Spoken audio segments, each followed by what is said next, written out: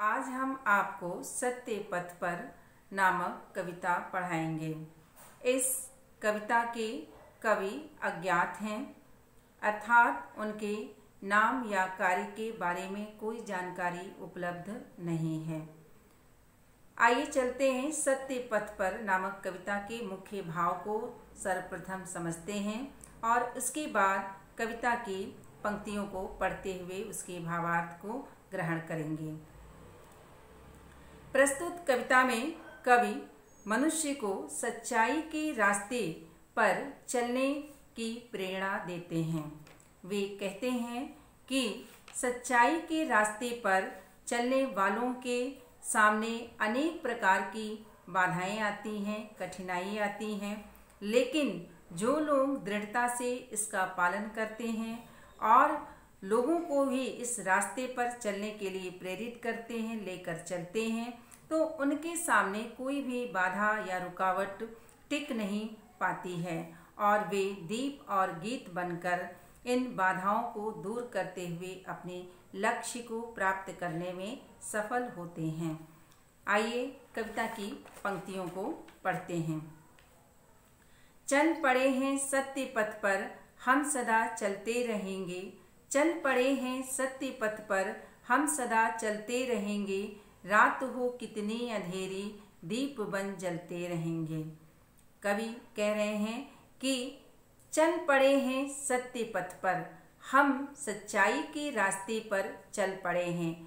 पथ मतलब रास्ता, सच्चाई के रास्ते पर चल पड़े हैं और सदा चलते रहेंगे। सदा मतलब हमेशा, हमेशा इस रास्ते पर चलते रहेंगे, दृढ़ता से सत्य का हम पालन करते रहेंगे। कवि कहते हैं कि कितनी भी कठिनाई आए इस रास्ते पर चलते हुए, रात हो कितनी अंधेरी, यहाँ पर अंधेरी रात की को कठिनाई से ये संबोधित करते हैं कि कितनी भी कठिनाई इस रास्ते पर चलते हुए आए, लेकिन सत्य के रास्ते पर चलने वाले लोग, सत्यनिष्ठ लोग दीप बन जलते रहेंगे, दीपक की भांति जलते रहेंगे।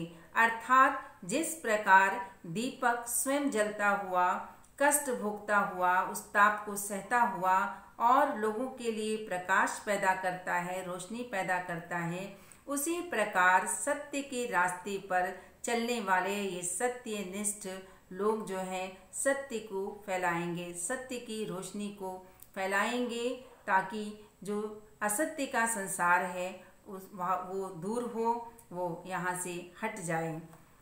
Next stanza.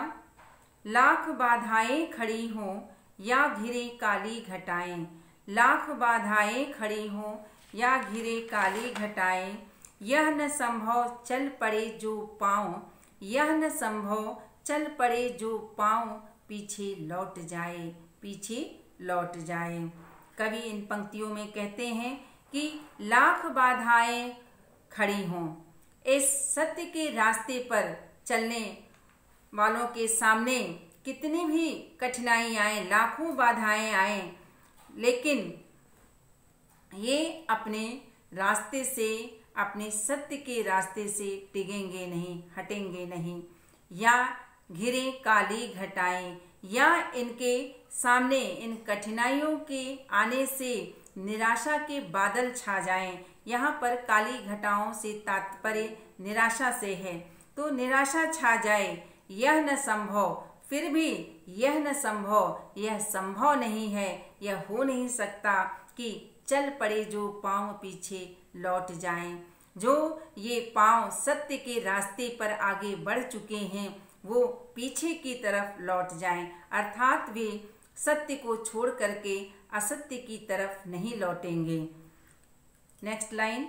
गीत बनकर मुश्किलों के हिम शिखर गलते रहेंगे, गीत बनकर मुश्किलों के हिम शिखर गलते रहेंगे, चल पड़े हैं सत्य पथ पर हम सदा चलते रहेंगे, चल पड़े हैं सत्य पथ पर हम सदा चलते रहेंगे।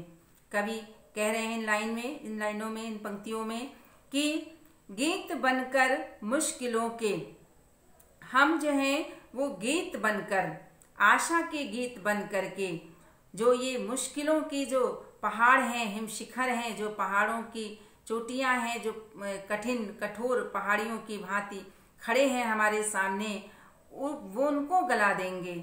इसको एक साथ मिल करके आशा के गीत गाते हुए कि नहीं, हम सत्य के रास्ते पर चले हैं और इन कठिनाइयों और बाधाओं से लड़ते हुए हम आगे बढ़ेंगे ही, ऐसी आशा के गीत गाते हुए इन कठिनाइयों को, असत्य के रास्ते पर आने वाली इन कठिनाइयों को दूर करते रहेंगे। उन पहाड़ों को, बर्फ के पहाड़ों को ये गलाते रहेंगे, नष्ट करते रहेंगे। चल पड़े हैं सत्य पथ पर, हम सदा चलते रहेंगे। कवि कहते हैं कि हम सदा चलते रहेंगे सत्य पथ पर, क्योंकि हमने ये दृढ़ निश्चय कर लिया है, हम दृढ़ प्रतिज्ञ हैं कि हम सत्य के रास्ते पर चलेंगे, सत्य को ही अपनाएंगे और सदैव इस रास्ते पर चलते रहेंगे। नेक्स्ट अंतिम स्टैंजा। धार चंचल है समय की, धार चंचल है समय की, जो नहीं रोके रुकेगी, जो नहीं रोके रुकेगी। कवि कहते हैं कि धार चंचल है समय की धार, धार यानी गति, जो गति है वो चंचल है। चंचल अर्थात अस्थिर है, एक जगह रुकने वाली नहीं है, हमेशा इधर उधर होती रहती है। जो नहीं रोके रुकेगी, जो समय की गति है वो चंचल है, वो रोकने से भी नहीं रुकती है। प्यार के आगे घृणा की वंचना आकर झुकेगी, प्यार के आगे घृणा की वंचना आकर झुकेगी। कवि कहते हैं कि प्रेम के आगे घृणा यानी नफरत, नफरत और की वंचना अर्थात धोखा, नफरत एवं धोखा या नफरत का जो धोखा है वो झुक जाएगा प्यार के आगे।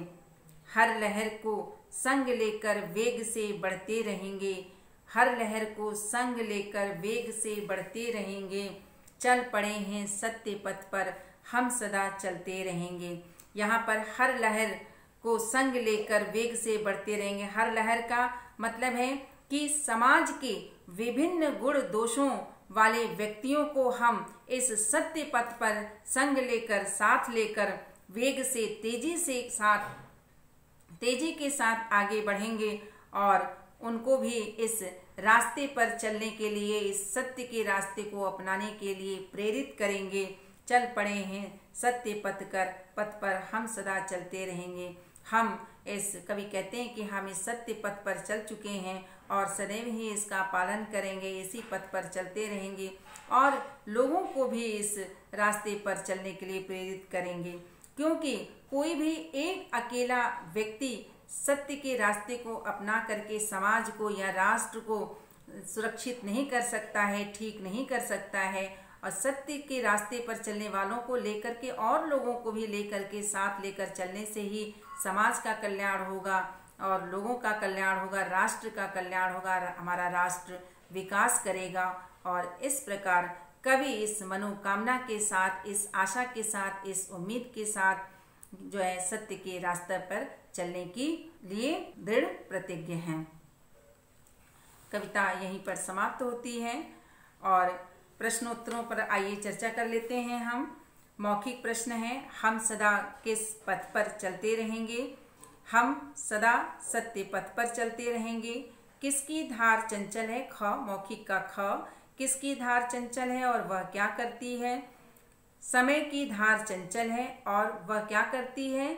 वह रोकने से भी नहीं रुकती है, रोकने से भी नहीं रुकती है। फिर तीसरा ग, घृणा किसके सामने झुकेगी? घृणा जो है नफरत, घृणा यानी नफरत, नफरत जो है वो प्यार के आगे झुकेगी। अंधेरी रात में दीप बनकर जलते रहने का क्या अर्थ है? कवि ऐसा क्यों कहते हैं? अंधेरी रात में दीप बनकर जलते रहने से कवि का तात्पर्य अंधेरे को दूर कर प्रकाश फैलाने से है। कवि ने ऐसा इसलिए कहा है क्योंकि सत्य पथ पर चलने वालों के सामने अंधेरे के समान भय, दुख, निराशा आदि खड़ी होती हैं और इन्हीं बाधाओं को दूर करने का काम दीप सत्य रूपी प्रकाश को फैलाकर करता है। ख, क्वेश्चन, हर लहर को संग लेकर वेग से बढ़ते रहेंगे। इस पंक्ति में हर लहर को संग लेकर चलने का क्या अर्थ है? कवि कहते हैं, इस प्रश्न का यह उत्तर है, हर लहर को संग लेकर वेग से बढ़ते रहेंगे। इस पंक्ति में इसका अर्थ है सामूहिकता, एकता के भाव से है। समाज में अकेला एक व्यक्ति सत्य का पालन करके कुछ नहीं कर सकता जब तक कि वह हर लहर को अर्थात विभिन्न गुण स्वभाव वाले व्यक्तियों को अपने साथ लेकर इस सत्य पथ पर नहीं चलता। इसलिए समाज के कल्याण के लिए सभी को साथ में लेकर सत्य के रास्ते पर चलना होगा। नेक्स्ट क्वेश्चन ग, जो पांव चल पड़े हैं उनका पीछे लौटना क्यों नहीं संभव है? जो पांव चल पड़े हैं उनका पीछे लौटना उत्तर है, जो पांव चल पड़े हैं उनका पीछे लौटना नहीं संभव है, क्योंकि सत्य पथ पर चलने वाले व्यक्ति इस रास्ते पर आने वाली बाधाओं, दुखों से निराश या विचलित नहीं होते। वे इस पथ के दृढ़ निश्चयी पथिक हैं। उन्होंने आजीवन सत्य को ही चुना है। वे इस पथ पर सदैव चलते रहेंगे। और जितने भी जो हैं ये प्रश्न हैं, नीचे निम्नलिखित पंक्तियों का अर्थ स्पष्ट कीजिए। ये अर्थ स्पष्ट करने के लिए आपको पीडीएफ में दे दिया जाएगा। वर्णों के संयोग से शब्द बनते हैं। ये जो प्रश्न है इसको आप बुक में ही कर लीजिएगा। आपके व्याकरण के चैप्टर नंबर 2 में समझाया गया है और आपको समझ में आया होगा। इसे बुक में ही कर लीजिएगा। दूसरा जो है इसमें दिया हुआ है, आप नीचे दिए गए शब्दों का वर्ण विच्छेद कीजिए। इसे भी आप अपनी रफ कॉपी में कर लीजिएगा, अभ्यास कर लीजिएगा इसका।